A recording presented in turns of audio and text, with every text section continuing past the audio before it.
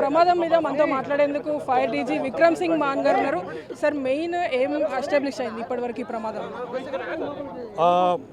ఇది నేను చెప్పిన మనకు నిన్న ఇచ్చిన సమాచారం ప్రకారం 5గురు దాంట్లో మిస్సింగ్ అయి ఉన్నారు. ఐదు బాడీస్ మనకు ఇప్పుడు రిట్రీవ్ చేశాము. రాత్రి అంతా ఈ మంటలు కంట్రోల్ చేయడానికి మనకు మా సిబ్బంది పని చేశారు. తెల్లారి అంతా ఈ బిల్డింగ్కి 3 చోట్ల ఓపెనింగ్ చేసి మా వాళ్ళు దిగేసి మొత్తం కోఆర్డినేషన్ చేసుకుని హైడ్రాతో కలిసి ఫైర్ డిపార్ట్మెంట్ డిజాస్టర్ రెస్పాన్స్తో కలిపి ఈ బాడీని ఐడెంటిఫై చేసి బయట తీసుకోవచ్చు. పిల్లర్లో కెమికల్స్ ఉన్నట్లు కూడా తెలుస్తుంది. ఈ కెమికల్స్ ఎందుకు పెట్టారు సార్? ఇది బేసికలీ ఒక ఫర్నిచర్ షోరూమ్ ఉంది. ఫర్నిచర్ పైన పెడతారు.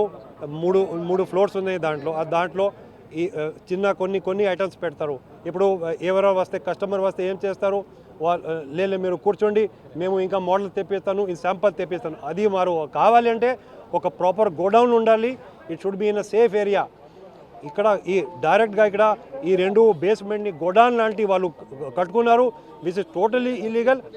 సామాన్ పెట్టకుండా దాంట్లో తయారు చేసిన మనకు కావాల్సిన కెమికల్స్, ఈ గ్లూస్, ఈ అడెసివ్స్ ఇవన్నీ పెట్టుకున్నారు. నిన్న మన ఇక్కడ టీం రాగానే ర్యాంప్ వైపు పోతే మన టీం అట్లాగే ర్యాంప్ వరకు స్టేర్ కేస్ పోయినప్పుడు ఆ మొత్తం 100% it was block with all this material. పోయేది ఏమో దారి లేదు, ఏమో ఆప్షన్ లేదు. కానీ with lot of effort we were able to enter that and then we were able to reach inside. ఎవరి మీద కేసు రిజిస్టర్ చేస్తారు? Now it is the building owner and the building people who are occupying this building right now. They are all 100% liable for this. This is a criminal liability. Basement వాడటం ఒకటే criminal wrong doing ఉంది.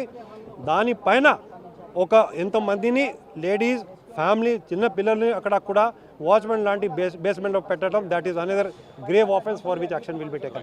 మిడిల్లో ఒక separate shutter రూమ్ని సైతం ఏర్పాటు చేశారు. So దాని ద్వారా లోపల ఉన్నటువంటి వ్యక్తులు బయటికి రాలేకపోయారు. వీళ్ళందరూ కూడా సేఫ్ కోసం కింద ఉన్నటువంటి 2 రూమ్స్లోకి వెళ్ళారు. సో ఈ 5గురు కూడా 2 రూమ్స్లో ఉన్నారు. లెఫ్ట్ సైడ్ రూమ్లో 3 తలదాచుకుంటే రైట్ సైడ్ రూమ్లో మరొక 2 తలదాచుకున్నారు. సో వాళ్ళందరూ కూడా బయటికి వచ్చేందుకు ఆస్కారం లేనటువంటి పక్షంలోనే రూమ్లోనే వాళ్ళందరూ కూడా పడిపోయి ఉన్నారు. గుర్తుపట్టలేని స్థితిలో వాళ్ళ మృతదేహాలు ఉన్నాయంటే కూడా ఫైర్ డీజీ చెప్పినటువంటి వర్షం.